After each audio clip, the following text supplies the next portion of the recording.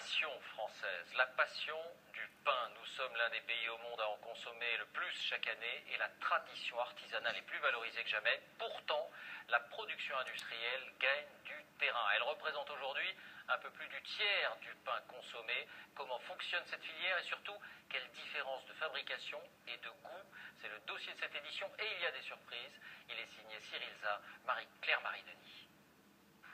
Vous l'achetez chez votre boulanger, dans des dépôts de pain ou en grande surface. Mais comment se fabrique votre pain alors que 65% de la production est vendue par des artisans, de plus en plus concurrencés par l'industrie? La production à grande échelle, on la retrouve ici, dans cette usine de l'Aveyron. La matière première, cette pâte à pain. 4 types de farine de blé, de l'eau, du sel, de la levure, rien d'autre. Ici, on se veut au plus proche des méthodes de l'artisan. Ce pétrin est une machine qui sert à reproduire les gestes ancestraux du boulanger qui, à l'époque, brassait, pétrissait à la main dans son mets la pâte.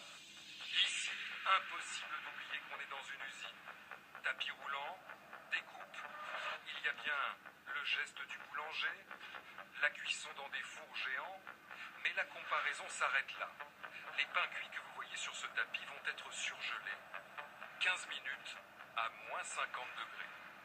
Ce pain est surgelé, je peux vous montrer, voilà, il a une certaine rigidité, ça lui garde ses qualités, puisque la surgélation rapide conserve toutes les qualités organoleptiques au pain. Un pain surgelé pour être expédié au supermarché, mais aussi aux boutiques du groupe. Il y est cuit une seconde fois, et ça, le client ne le sait pas. C'est de la pâte surgelée, ça vous dérange pas? C'est pas grave. C'est bien, ça coûte très très bien, alors je peux pas me plaindre. Je serais peut-être pas venue. Chez Pascal Barillon, pas de congélateur. Il a gagné le titre de meilleure baguette de Paris. Sa pâte, il l'a fait sur place, le jour même. Voilà, tout à fait. C'est les pâtes qui vont nous servir pour faire les baguettes de tradition française. Cette pâte, c'est près de la moitié du prix de sa baguette. Chez un industriel, c'est près d'un tiers du prix seulement. Car ici, le choix des farines est plus élaboré. C'est sûr, ça a un coût. Ça a un coût parce que, bon, voilà, pour faire des qualités de farine, bon, en moyenne, il faut à peu près 3 variétés de blé.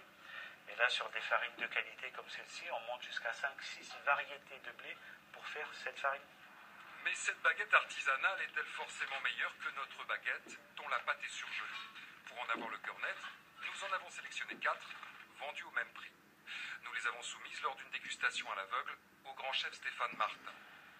L'artisanale de Pascal Barillon tout d'abord, notre industriel dont la pâte a été surgelée, puis une autre baguette d'un artisan boulanger, et enfin une deuxième baguette industrielle vendue par une chaîne française.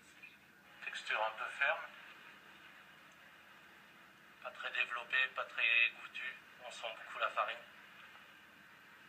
Celui-là, l'aspect me paraît pas très professionnel non plus.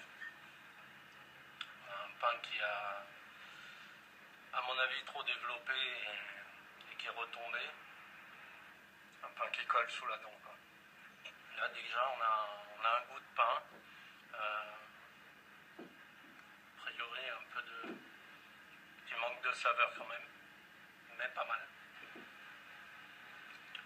Et là, à mon avis, on a un vrai pain en bouche, quoi. À peine croyable, On va dire la médaille d'or pour celui-ci. mais la meilleure baguette selon Stéphane Martin est l'industriel qui a été surgelé.